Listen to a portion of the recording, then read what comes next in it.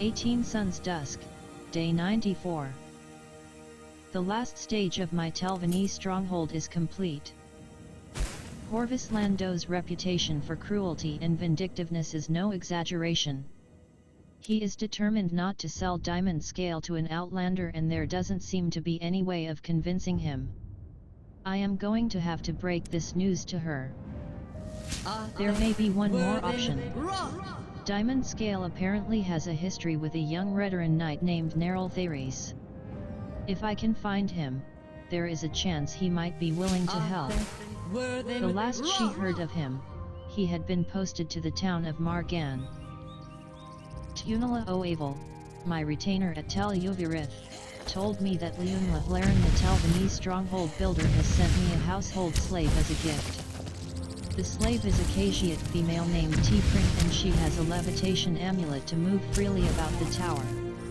Tunala also gave me her key, so I can keep her or free her as I desire. I will not always be at Tel Uvirith. I need to name a Telvanese second-in-command to represent me when I am gone. A steward who will make sure my orders and desires are followed, who speaks with my voice and authority. Farina Erlas, Gorven Minas, Tunala Oavel, and Hlendriza Selith are all my retainers here and qualified for this duty. Farina Erlas thinks the others have their strengths, but they have their flaws too. Tunala as a healer is too soft and forgiving. She does not have the will. Hlendriza has the force of will, but she is too preoccupied with researches in the humor. Gorven is strong-willed, but her reputation as being loose with her sexual favors precedes her and will taint any dealings she has with males. Farina thinks she is the only one with the strength, the experience, and the reputation. Gorven Minas was sure Farina Erlas had put herself as the best choice for steward of Tel Uvirith. She disagreed. Gorven thinks Farina does not have the skills to deal with people as she does. They are both strong-willed, but Gorven thinks Farina's ambition blinds her. Gorven said naming her steward of Tel Uvirith would be a decision I would not regret. In many ways. Tunala Oavel said no one else had the understanding of all races and peoples that she did. She feels she knows how other people think and feel, and can get them to not only follow orders but believe they are in their best interests. She feels she would be the best choice for steward of Tel Uvirith. A Khajiit assassin attacked me inside Tel Uvirith. I killed him. But how did they enter undetected?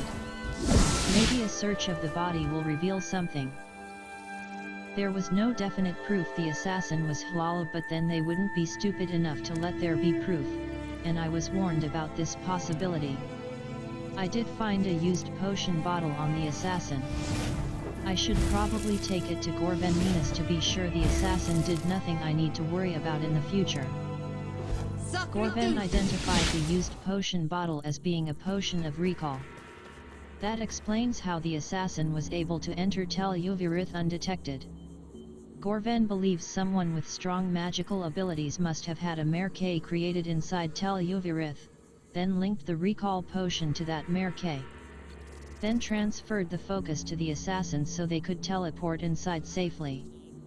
It would have required a powerful wizard to do that.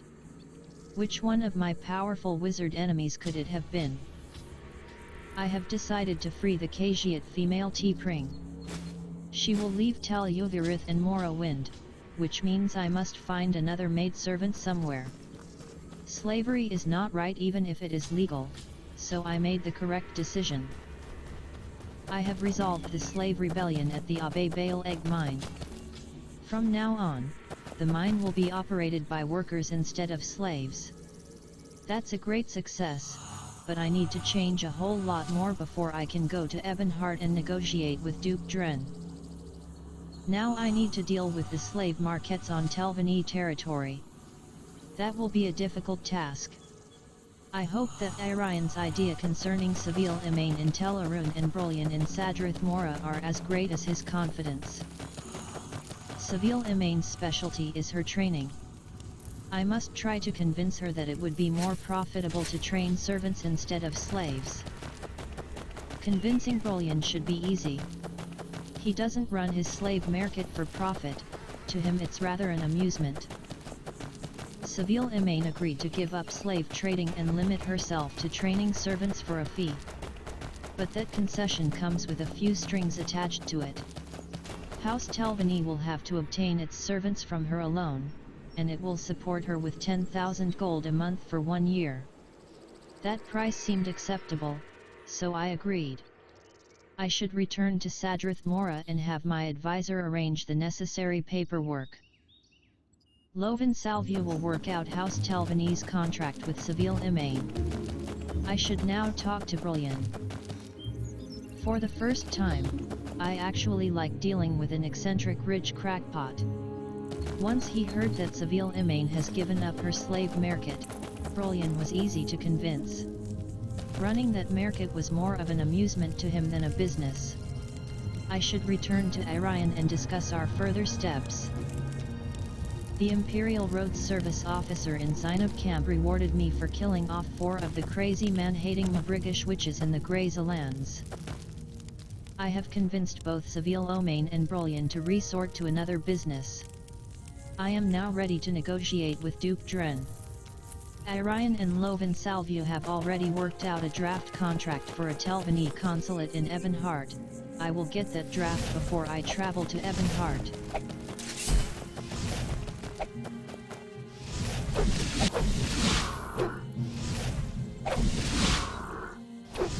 Come on, give me a free hit.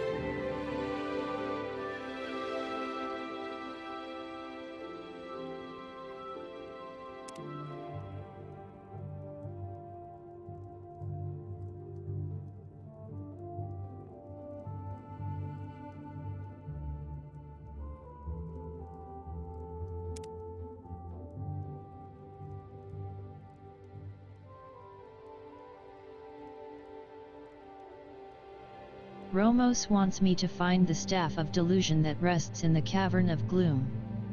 The cavern is supposed to be at the southern tip of the Grazelands.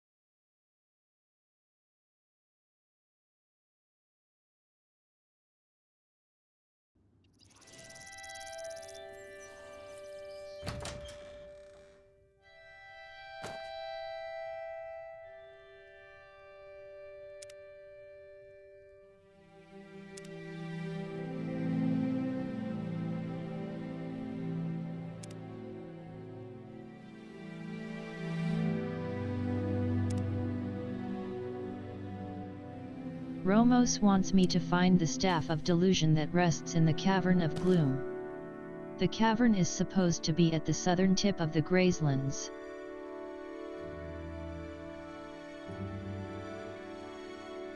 Sacritus!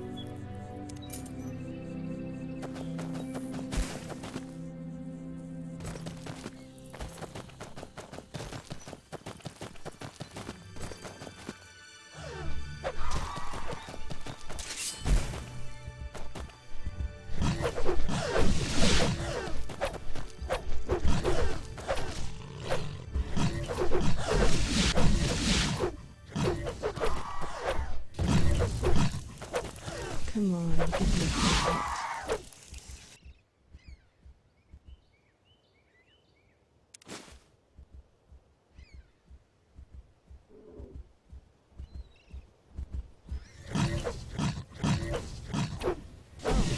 You like pain, do you?